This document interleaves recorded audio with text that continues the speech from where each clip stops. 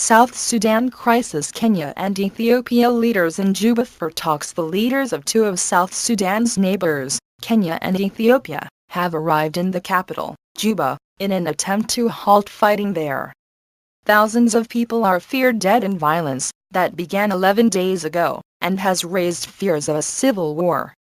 President Salva Kiir was seen going into talks with Ethiopian PM Haile Mariam Desalegn and Kenyan President Uhuru Kenyatta on Thursday. Mr. Kiir is involved in a power struggle with ex-deputy Riek Machar. The fighting has exposed ethnic divisions in the world's youngest state, as the president is an ethnic Dinka, while Mr. Machar represents the Nuer tribe. UN officials believe thousands have been killed since violence erupted on 15 December, when clashes broke out at a meeting of the ruling Sudan People's Liberation Movement (SPLM). President Kiir accused the former vice president, who had been sacked in July, of plotting a coup. Mr. Machar denies trying to seize power. Clashes have since spread to half of South Sudan's 10 states. Tens of thousands of people have fled to UN compounds across the oil-rich country.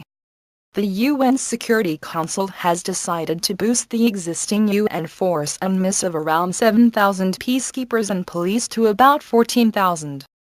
In a Christmas Day message, UN Secretary-General Ban Ki-moon said South Sudan is not alone.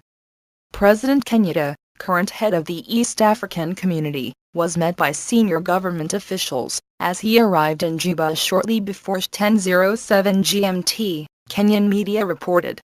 Talks with Mr. Kiir and the Ethiopian Prime Minister were then held behind closed doors, officials said. The European Union is sending an envoy, Alex Rondos, to Juba to push for a negotiated solution. China said its special envoy to Africa would also travel to Juba soon. Both the South Sudanese leader and Mr. Machar have said they are willing to discuss an end to the crisis. But the former vice president has said his detained political allies must first be freed, while Mr. Kiir says there should be no preconditions. South Sudan's information minister, Michael Luth, told the Associated Press on Thursday that no contact with Mr. Machar had yet been established. For us, we are not talking with him, he said. Sense of confidence after the violence broke out. Forces loyal to Mr. Machar seized the key towns of Bur, the capital of Jonglei State, and Bentiu, the main town and oil-producing Unity State. But government forces recaptured Bur on Tuesday and are trying to retake Bentiu. UNMISS spokesman Colonel Michael Chadwick told that the area around Bur was currently relatively stable. Some 15,000 people had fled to the UN compound in Bur, but up to 2,000 of them were now moving out, as the situation had become safer, he said. This is giving us a sense of confidence that we'll be able to establish more UNMISS flights and possibly more humanitarian flights. South Sudan has struggled to achieve a stable government since becoming independent from Sudan in 2011. The independence referendum was intended to end a decade-long conflict, led by the SPLM, against the North. But the oil-rich country remains ethnically and politically divided, with many armed groups active.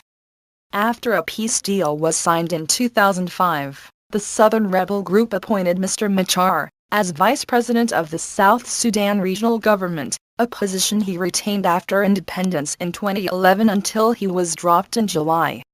Map of South Sudan highlight 5 of the central states affected by violence.